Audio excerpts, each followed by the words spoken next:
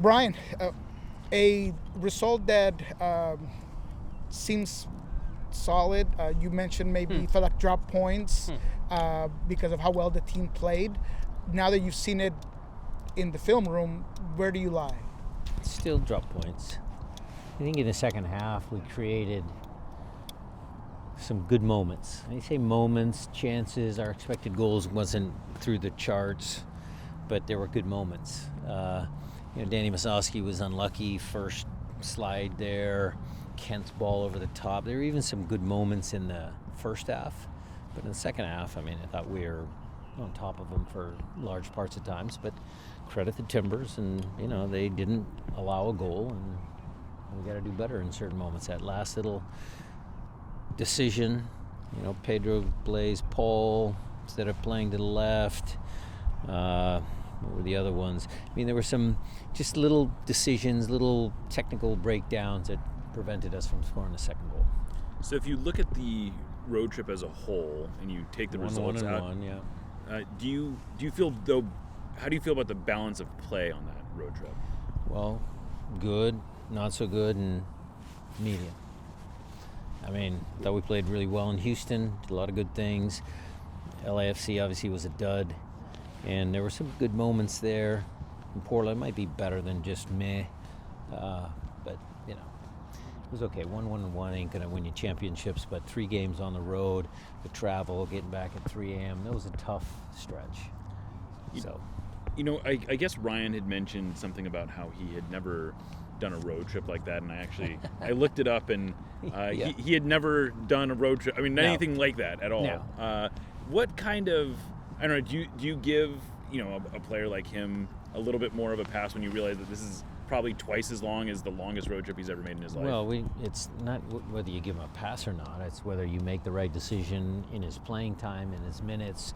You give him the information that he needs to have prior to the event, prior to the travel, prior to the games. Winning in MLS on the road is very challenging. Yeah, so I think we did an okay job, but he's just got to get used to it. Rivalry week was last week. Would you prefer to not have 3-game weeks when you have to focus on rivalry week as the one to kind of close it out? That's above my pay grade. However they put the schedule together, 3 road games, 3 home games. That's all the league. I know you said last night about Jackson Reagan, but seeing him out here at training, how's he looking for Saturday? Pretty good. Pretty good. He's got to make it through. He's got to do certain tests still. I got a smile on my face because he looked good. He looked sharp in training today. But he's got to pass some tests, so we'll see. The other thing last night was we talked about the early kickoffs. And last year, in home games before 4 p.m., you had 2 draws and a win. So I'm wondering, is you kind of how does the schedule change throughout the rest of this week as you kind of get ready for such an early kickoff? Nothing. Doesn't change. We'll do a little less on the -1 because there's a couple hours, 7 hours from normal. But it's the same.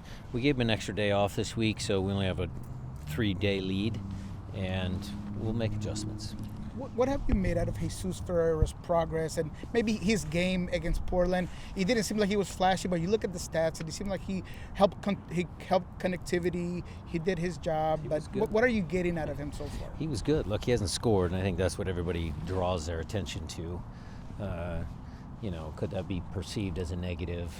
Some people's eyes, yes, but he helped us out of a lot of spots. He found the pass that maybe led to a chance. So I thought his game against Portland was good. When it comes to him as a 9, I talked to Freddie Juarez, and he was saying how he has a lot of tools in his belt, but helping him maybe be more aggressive towards goal and all these things so that he could develop. How much effort does it go into maybe having him play the 9 position and maybe playing more to a different style that he's used to playing?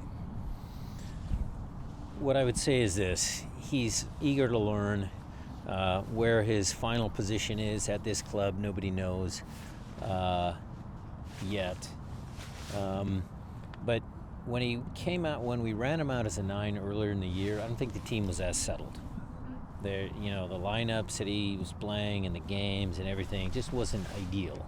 So Masasi's done well. We signed Osaze. Jordan's still ways away. There might be a chance again, but we'll see. he's not. I guess one of the other things just on Jesus is that it's not just that he hasn't scored; it's that he's not shooting. Is that something that We can fix that. He's always scored. He's at 50 goals, right? So he knows how to shoot. So. Right. But is there something that you're seeing in his game that's just like there's I mean, is he? I don't know. Maybe he's trying to fit in different ways. I mean, is there something that you're seeing there? No, we'll just try and encourage him to shoot more. How about that?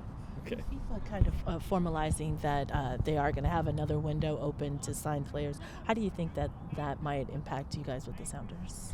Well, that's a question for Craig and Adrian, so we'll see. It is unique to the teams that are entering the Club World Cup, and if the right player comes around, I'm sure the club will spend the money. How do you kind of feel where you guys are at right now? I know everything's not geared toward the Club World Cup or, getting, being in a, peaking or anything like that for the Club World Cup, but where do you kind of feel that you guys are, with tactics, options, things like that right now? I mean, look, the thud against LAFC certainly put a damper on some things, but I think we've played better in recent weeks.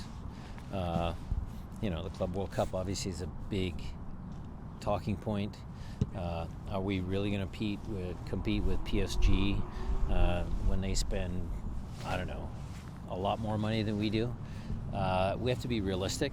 We want to go out and compete. You never know what can happen. This is sport.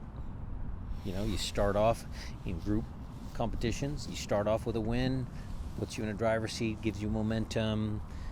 So there's certain things that we will look towards, but right now it's all about the league and just making sure that we can continue a good run of form. I know it's a couple weeks out, but when you watch the Champions League final coming up, do you watch it as a soccer fan? Do you watch it like trying to scout them at all? Fan. We watch all the Champions League games as a fan. We watched Tacoma Defiance versus Portland Timbers as a fan, me and Tommy Dutra. So it's good. You mentioned in KJR yesterday, the competition between Ken, Ferreira, and De La Vega. That has certainly, it seems like it's helped the team individual performance, but how important is it to at some point find the continuity of those three, or at least two, because it seems like Albert's kind of got a solidified spot there in the middle. It'll happen at some point. I don't know when, but it's good to have competition. What do you feel like you still need to see, maybe from a guy like Pedro De La Vega, to be more consistent in that durability, consistency? Couldn't play him. I mean, I couldn't play him 2 games in a row because, the injury factor. So he needs to be durable, needs to be consistent. He's had some good performances, some areas where he can do better. He's still a young kid. And just to clarify with JP, you said he had food poisoning. That's why he wasn't available. Is that right? Yeah, that was part of the reason. Yeah. Oh, was there another reason? It's coach's decision. Oh. Okay. It's he put in heavy minutes, and he worked his butt off against LAFC. So. And apologize if you've been asked this, but with Ryan Kent, how much with the way that he's adapting, just travel, kind of getting used to travel in the U.S., maybe the most travel that he's really even done in his career. How much does that factor into He's his working on it. Yeah. He's working on it. We did answer that question, but it's we're working on it. He'll be fine. It's a good question. Sorry. No, it's all good, Jada. It's all good. Okay. Thank you, Brian. Thanks, Appreciate everybody. it.